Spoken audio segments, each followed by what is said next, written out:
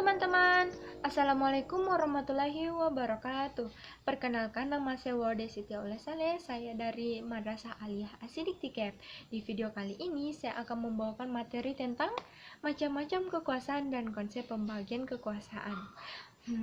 Apa saja sih kekuasaan itu? Arti kekuasaan apa ya? Kekuasaan berarti kemampuan seseorang untuk memengaruhi orang lain supaya melakukan tindakan-tindakan yang dikehendakinya atau yang diperintahkannya. Apa saja sih kekuasaan itu?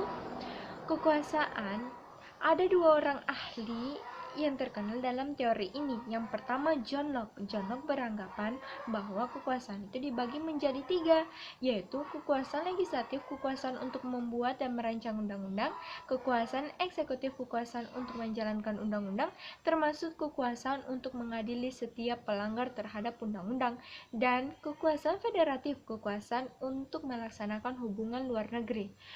Yang kedua, Montesquieu. Montesquieu hampir sama berpendapat dengan John Locke, yaitu kekuasaan legislatif, kekuasaan untuk membuat dan merancang undang-undang, kekuasaan eksekutif, kekuasaan untuk menjalankan undang-undang, dan kekuasaan yudikatif, kekuasaan untuk mempertahankan undang-undang serta mengadili setiap pelanggar terhadap undang-undang. Pendapat Montesquieu merupakan penyempurnaan dari John Locke. Yang kedua, konsep pembagian kekuasaan di Indonesia. Apa sih sebenarnya pemisahan dan pembagian kekuasaan itu?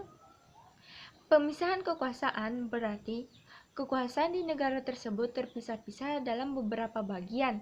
Dengan kata lain, lembaga pemegang kekuasaan di negara tersebut terdiri atas legislatif, eksekutif, dan yudikatif. Contoh negara yang menganut pemisahan kekuasaan ini adalah Amerika Serikat.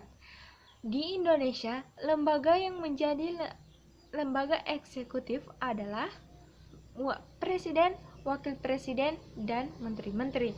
Lembaga legislatif adalah MPR, DPR, dan DPD.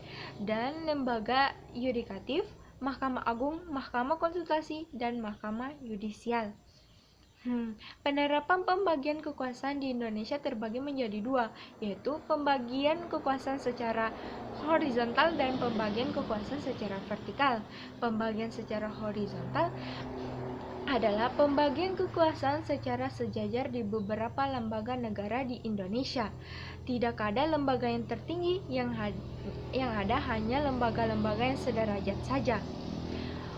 Pergeseran klasifikasi kekuasaan negara yang umumnya adalah terdiri dari 3 menjadi 6 kekuasaan, yaitu kekuasaan konstitutif, kekuasaan untuk mengubah dan menetapkan undang-undang yang oleh MPR, kekuasaan eksekutif bertugas menjalankan undang-undang, kekuasaan legislatif berkuasa membuat undang-undang yang dipegang oleh DPR, kekuasaan yudikatif mengawasi jalannya undang-undang, juga berkuasa menegakkan hukum dan keadilan yang dipegang oleh Mahkamah Agung dan Mahkamah Konsultasi.